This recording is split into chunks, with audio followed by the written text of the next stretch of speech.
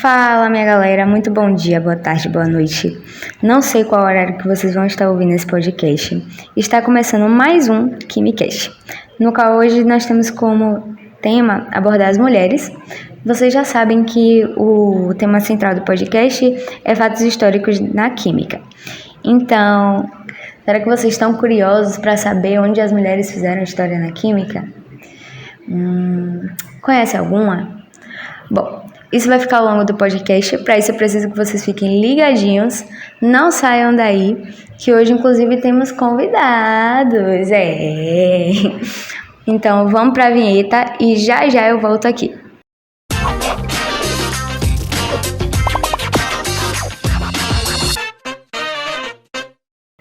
Bom, já dei esse spoiler para vocês, né? E hoje vamos falar sobre mulheres na química.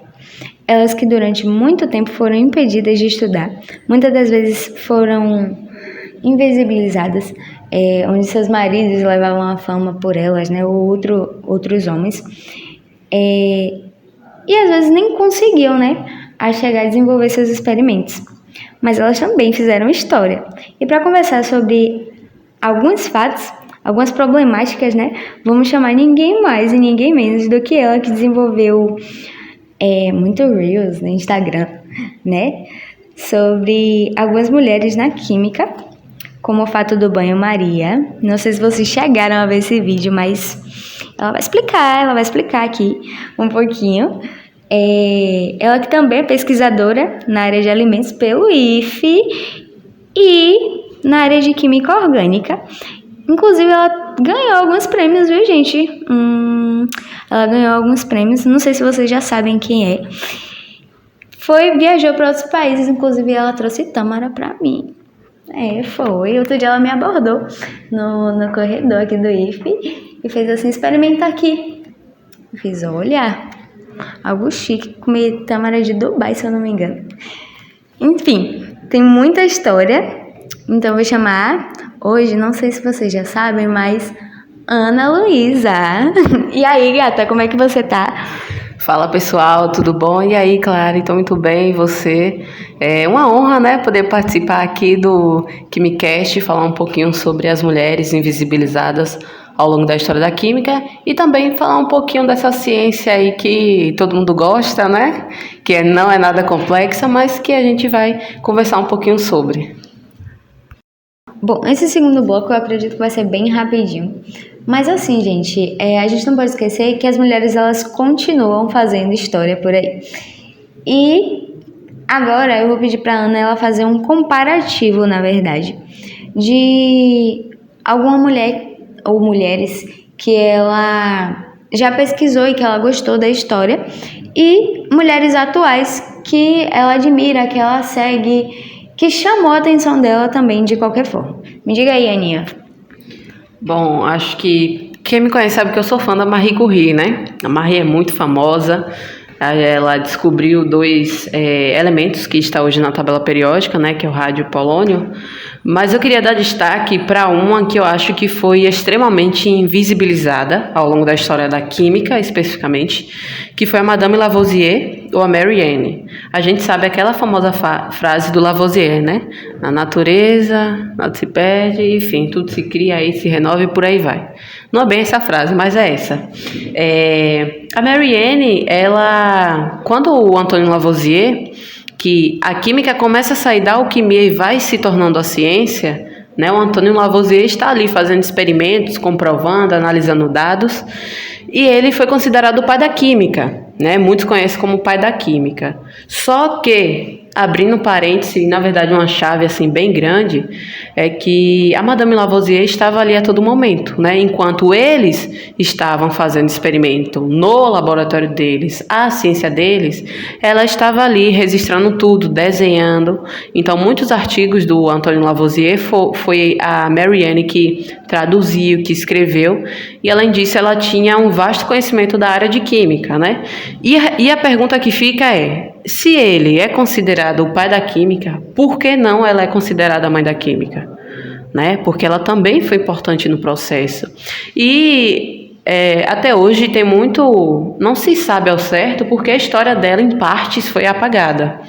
Né? A gente não conhece a fundo os trabalhos da Madame Lavoisier ou da Marianne, porque ela foi invisibilizada, né? Então, trazendo para a atualidade, a gente que é da área de química, tá? Em química, pensa, você gostaria de ser uma Madame Lavoisier? Claro. Com certeza.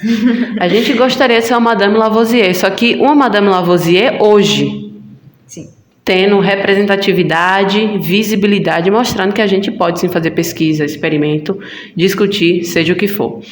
Atualmente, a gente tem muitas mulheres cientistas brasileiras, como a Jaqueline Góes, biomédica, né, que ela, junto com a equipe, conseguiu codificar o genoma do coronavírus, para que nós pudéssemos entender melhor como aquele organismo ali funcionava e posteriormente trazer uma solução.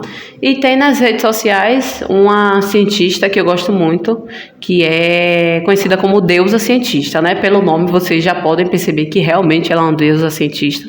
Vocês podem encontrar aí no Instagram, porque ela traz uma parte da ciência e da química que também é excluída.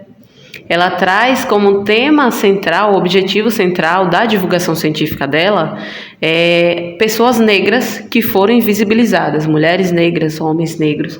Então ela começa a descolonizar essa ciência que foi branca, que foi excludente, que foi machista, que foi racista. Então um trabalho muito legal. Ela é baiana, ela se formou na UFBA e hoje faz mestrado na USP e trabalha com divulgação científica, né, que é outro ponto importante dentro da pesquisa científica. Inclusive, se vocês puderem, vão lá seguir Deusa Cientista. O perfil dela é perfeito, gente.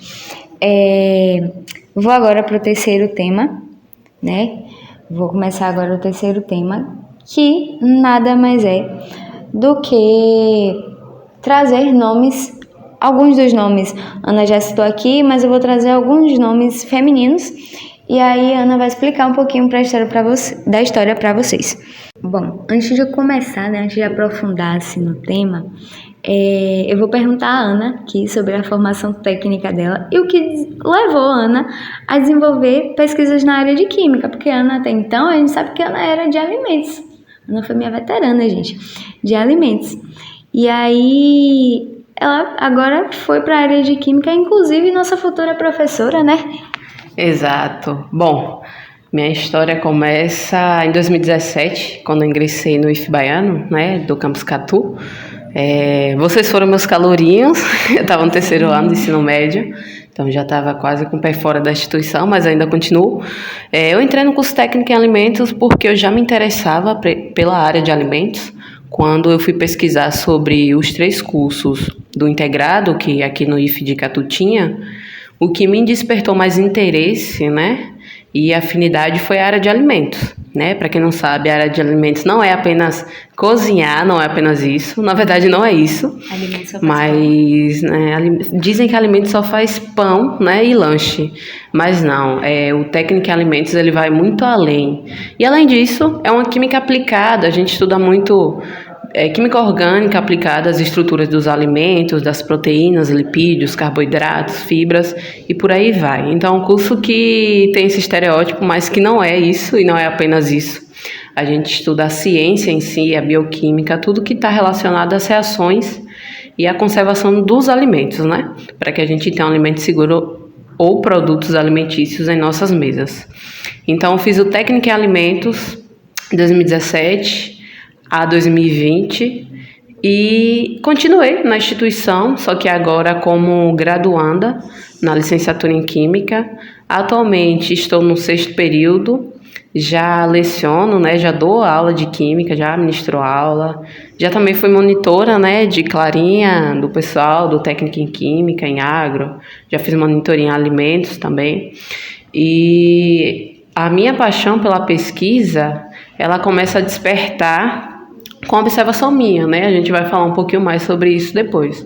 Então, passei pelo técnico em alimentos, fui para a licenciatura, porque eu também já gostava da área de química, por conta das pesquisas que foram um pouco para a área de química, então decidi continuar na instituição, na licenciatura em química. Bom, deixa eu te explicar como é que vai. É como se fosse uma dinâmica, sabe? Então eu vou te explicar aqui mais ou menos como é que vai se dar essa dinâmica. eu vou falar um pouquinho das 7 mulheres da química. Inclusive, algumas delas você já citou. E aí você vai me dizer o que é que você sabe, baseado nos seus conhecimentos mesmo. O que é que você sabe sobre essas mulheres. Caso você não saiba, você não pontua. Caso você me responda, você pontua. Beleza? Vamos começar com ninguém mais, ninguém menos do que ela que teve, assim, como é que eu posso dizer, gente? Ela contribuiu para a tabela periódica. Acho que você já imagina quem seja. Marie Curie? Acertou. Vai, fale aí mais um pouquinho sobre Marie Curie, Tá. que você já falou, né? Marie Curie, ela foi polonesa, sou fãzérrima dela, acho que todo mundo da química conhece. Então ela foi polonesa, né? Naquela época não deixaram ela estudar porque mulheres não podiam ingressar na universidade. E ali ela já era uma gênia por si só. E aí ela vai para a França, ingressa na Universidade da França, só que encontra muitos obstáculos por conta de quê? Ser mulher, ser cientista e estar numa área que é majoritariamente, naquela época, hoje menos, mas ainda majoritariamente tida por homens, né? Principalmente homens brancos, né? E na Europa principalmente. Então Marie Curie, ela consegue descobrir 2 elementos radioativos, que é o rádio e o polônio, a partir da extração, né, dos minérios. Ela descobre esses 2 elementos juntamente com o marido dela, Pierre, e quando ela foi indicada para ganhar o Prêmio Nobel em Física, quem foi que foi chamado? O Pierre, né? E ela não foi, né? Porque a comissão lá do Prêmio Nobel não queria que ela fosse. E quando ela ganha o segundo prêmio em Química, porque ela ganhou 2, Química e Física, né? Foi a primeira mulher a ganhar 2 prêmios Nobel em categorias diferentes, a primeira pessoa também. Eles falam que é para ela desistir e não ir receber o Prêmio Nobel, né? Quando ela ganha em Química, o Pierre já tinha falecido e tudo mais. Então, ela contribuiu bastante, tanto para a medicina. A gente tem hoje a radioterapia, a gente entende hoje sobre radioatividade. Então, foi uma contribuição, assim, enorme, né? A Marie Curie. Bom, eu não vou enrolar muito, não. A segunda mulher foi uma babilônica. Não sei falar o nome não, viu, gente? Taput Belatekalin. Você conhece, Ana? Não muito, né? Eu sei que ela contribuiu para a tabela periódica, começa ali a adentrar na química, mas eu não conheço muito bem a história dela. Mas você vai me contar. Bom, a Taput, ela trabalhava na área de química orgânica, na produção de sabão. A gente não tem muita notícia sobre a Taput. Ela foi a primeira mulher, inclusive, a fazer história na química, mas a gente não tem muita notícia sobre ela. A terceira, Ana também já falou aqui, que é a Maria Judia. Inclusive, tem mídia, né, sobre a Maria Judia, que a Ana já falou sobre. Eu vou pedir aqui a ela para explicar um pouquinho sobre o banho-maria. Bom, todo mundo já utilizou o banho-maria, seja em casa para fazer, né, um ganache, sei lá, um doce, uma sobremesa, alguma coisa. Só que antes disso, começou a ser usado nos laboratórios de química, né? Lá no tempo da alquimia, né? Quando a gente tinha os alquimistas que queria transformar tudo em ouro. Começou a utilização ali dos metais, né? Então a química começa a engajar ali.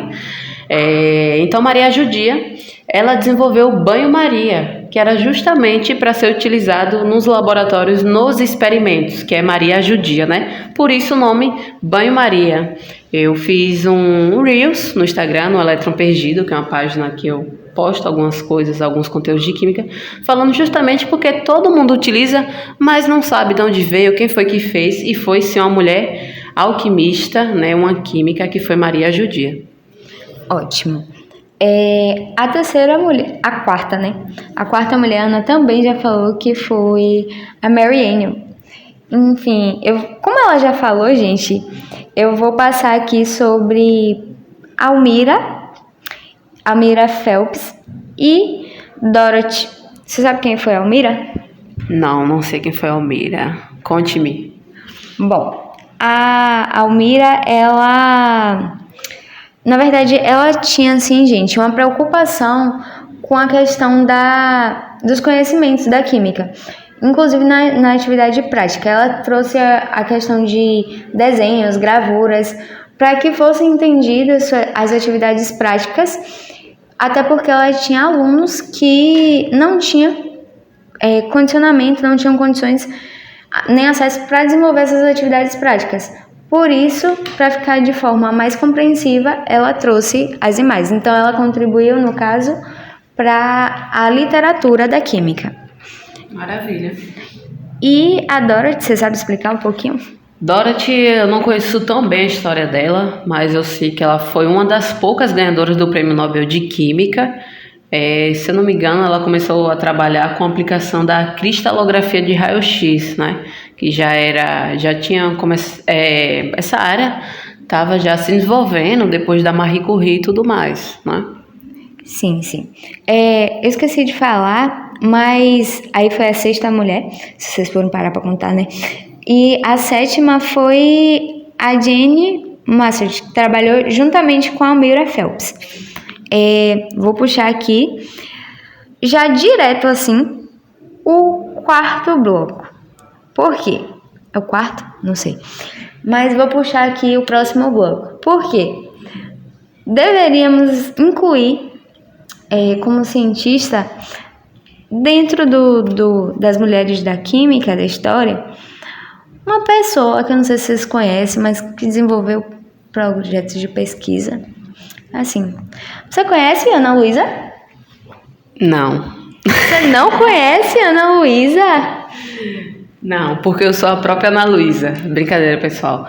Bom, já tinha citado, né, algumas pesquisas que eu desenvolvi. Na educação básica, eu desenvolvi um projeto de pesquisa na área de medicina veterinária com ênfase em química, que foi a produção de um biocarrapaticida para o controle de carrapatos em bovinos, né? Então, essa pesquisa surgiu de uma observação minha, lá na casa da minha avó, que ela utilizava a folha da arruda, né, o sumo, para colocar no ouvido e passador de ouvido, né? Então, quando isso aconteceu, eu falei, olha, o que é que será que essa planta tem? E eu já queria desenvolver pesquisa. Então, comecei a pesquisar, levei para meu professor, né, orientador, e a gente viu que a arruda tinha uma ação que poderia auxiliar no controle de carrapatos bovinos, né, que é um parasita. E como a gente está numa escola agrotécnica, né, que é o nosso campus, tem o quê? Bovino, vaca, bicho.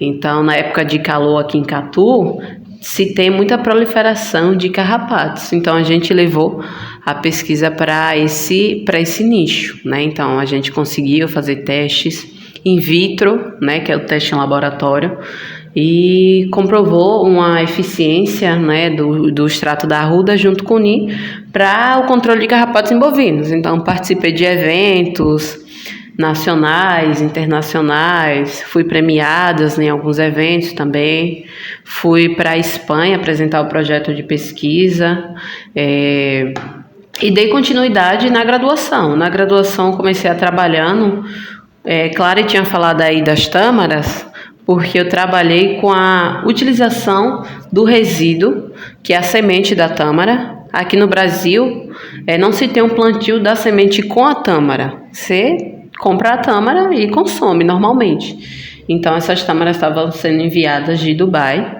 para que a gente pudesse utilizar a semente e começar a pesquisa, né? Então, a gente começou fazendo o produto que foi a farinha da semente da tâmara.